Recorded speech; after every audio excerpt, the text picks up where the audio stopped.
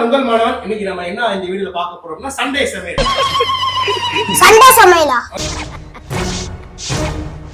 நம்ம வந்து மதுரையில இருந்து இப்போ சென்னையில வந்து இருக்கிறதுனால இந்த வீட்டுல இன்னைக்கு சண்டே நம்ம புதுசா இதனால ஹோட்டல்ல வாங்கி தான் சாப்பிடுவோம். இல்லைன்னா வீட்டுல இருக்கவங்க மோச்சில சோறு போடுவாங்க. அம்மா போடுவாங்க. இன்னைக்கு அந்த வீட்டுல நம்ம சமைச்சு இருக்கிற போறோம் கொள்ளலாம் முடிவு பண்ணி தான் நம்ம அந்த சமையல பண்ண போறோம். என்ன பண்ண போறோம் அப்படின்னா கடம்பா, அப்புறம் வந்து என்ன காணங்கத்தை மீன் சொல்லிட்டு ஒரு மீன் சொன்னாங்க. காணங்கத்தை மீன் வாங்கி புள்ள மீன் வாங்கி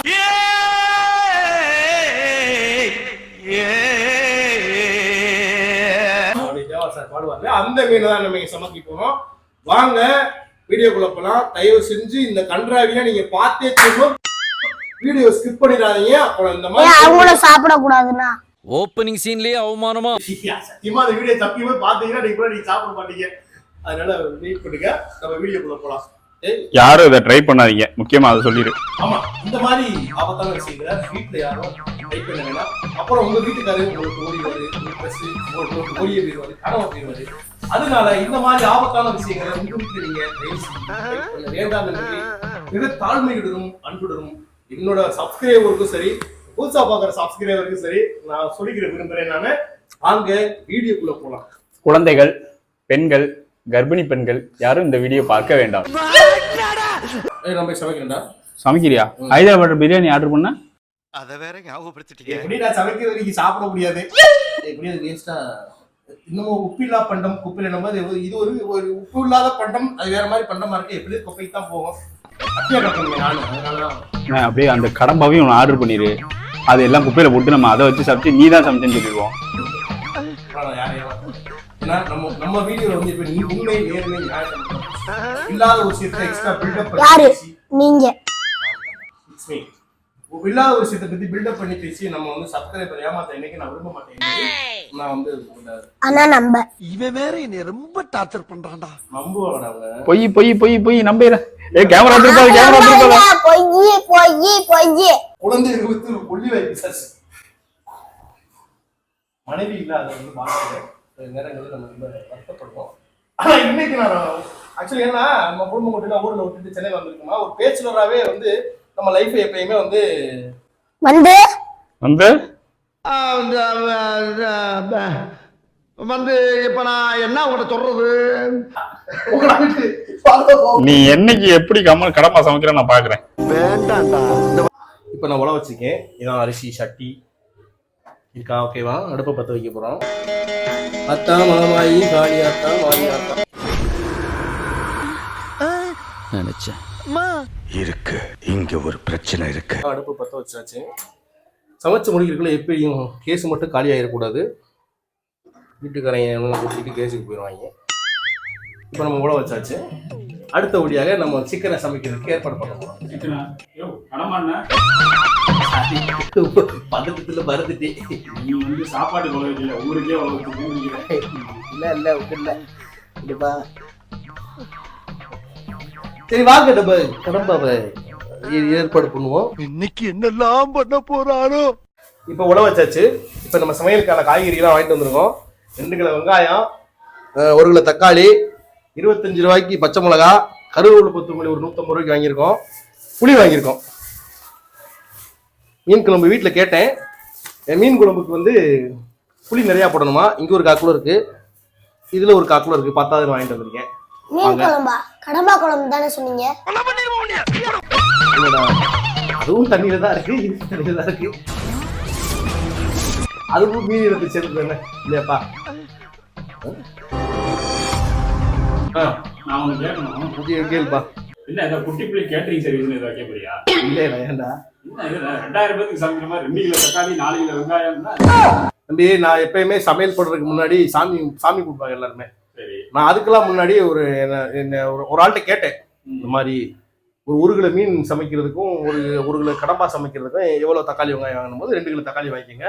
2 கிலோ தக்காளி, 2 கிலோ வெங்காயம், சின்ன வெங்காயம், பெரிய வெங்காயம், நடு வெங்காயம் இல்லடா இருடா, நடு வெங்காயம், சைட்ல வெங்காயம் இருக்க வெங்காயம் வாங்க சொன்னாங்க. 1/2 கிலோ புளி வாங்கிக்கலாம். ஆமா, மீன் குழம்புடா. மிச்சருக்கு புளியை கரப்புடா. ரொம்ப புளிச்சு வச்சுட்டா மிச்சருக்கு புளி எடுத்து காலைல புளியை வச்சுலாம்ல.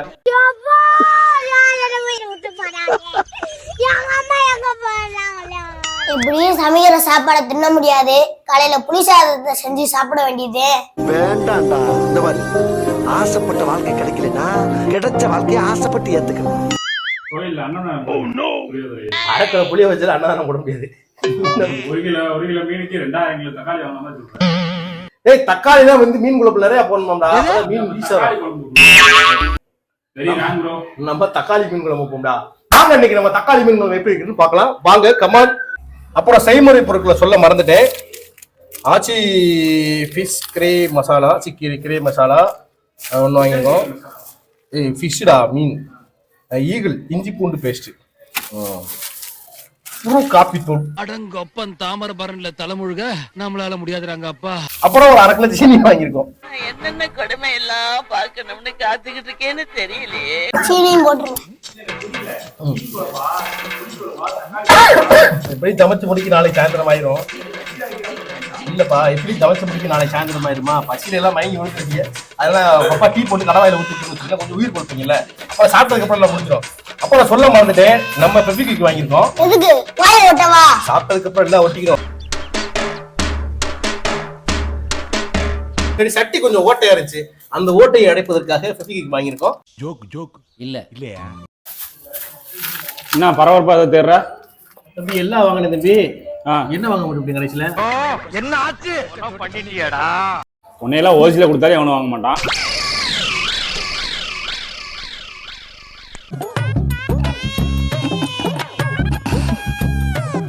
என்னடா சொல்றேன்? ஆமா, உன் தொல்லை தாங்க முடியாதான். அன்னி செருப்ப கழட்டி அடிச்சு உன்னை பத்தி விட்டுச்சு வீட்டை விட்டு.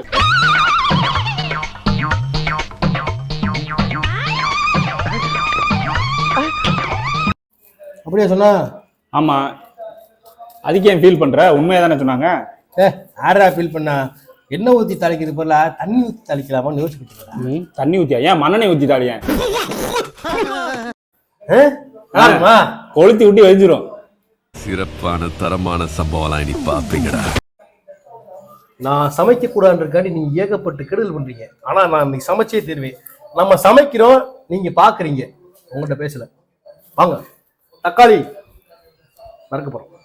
ஏய் எங்க என்னடா பண்ணிட்டு இருக்கவங்க? என்ன இருக்காம உன்னை யாரு பிரிச்சா? ஊருக்கு கோடு கீழிச்சா? 2 துண்டு நாளாச்சு. என்ன நாளாச்சு?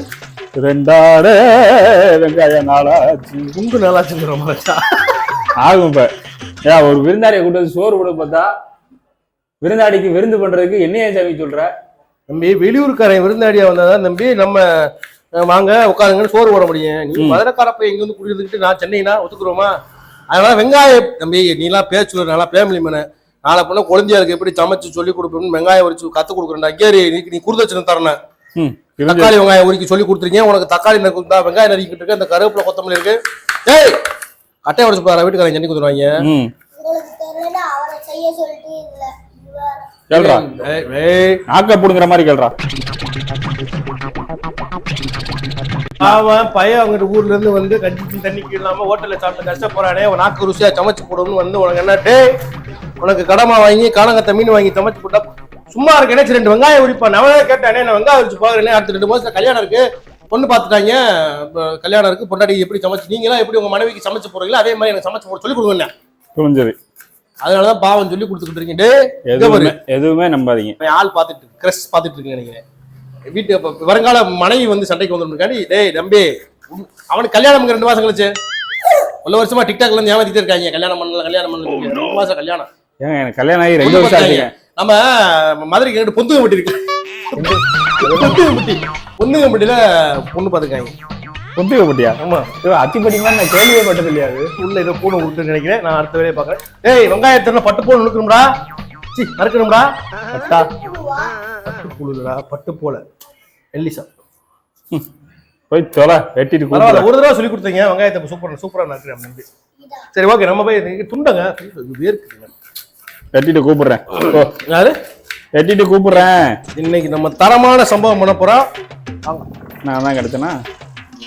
பத்திரம் வாங்கிட்டு வரேன். சாம்பாரா? சாப்பாடை சாப்பிட்டுட்டு ஏதாவது ஒரு நாய் போச்சுன்னா நான் எங்க அண்ணன் பொறுப்பு இல்லை அப்படின்னு சொல்லி எழுதி கொடுப்போம். புரியுதா? இதுதான் கடம்பா மீன். கடம்பா உடும்பான்னு சொல்லுவாங்க இல்லையா, இது கடம்பா. கண்ணுல இருக்கு உடும்பா அது. கடம்பா. போன தடவை தொண்டையில இதான் கடம்பா. பெரும்பாலும் இந்த தென் மாவட்டங்கள் இருக்கவங்களுக்கு தெரியாதுன்னு நினைக்கிறேன். மதுரைக்காரங்களாம் ஏதாவது தம்பிகளா கடம்பா பாத்துக்குங்க தம்பிலாம் அப்படியே கலக்கன் போட்டு டபக்கன் முடிக்கலாம் போல. குடல் மாதிரி இருக்காப்புல. இது வந்து இதுதான் காணங்கத்த மீன். காணங்கத்த மீன் வாங்கி புள்ள மீன் வாங்கி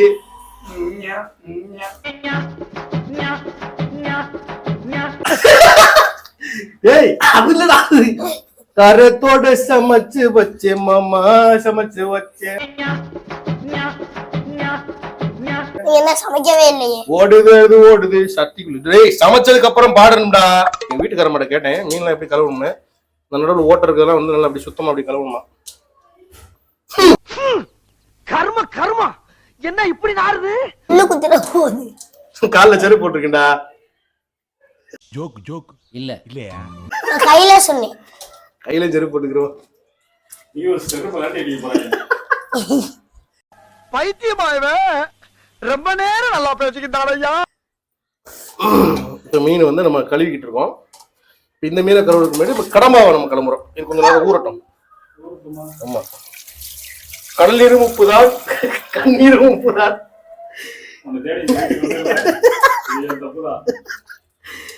இப்ப வந்து நம்ம கடம்பாயை கழுவுறோம். கடம்பாக்கு வாய் எங்கிட்டு இருக்குன்னு தெரியல. இதான் வாய் போலங்க. இல்ல இல்ல ஆமாடா வாய் இருக்கு.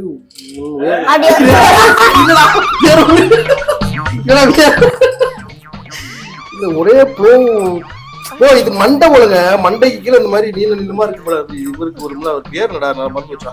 கேஸ்பரோல ஒருத்தர் மீன் கடை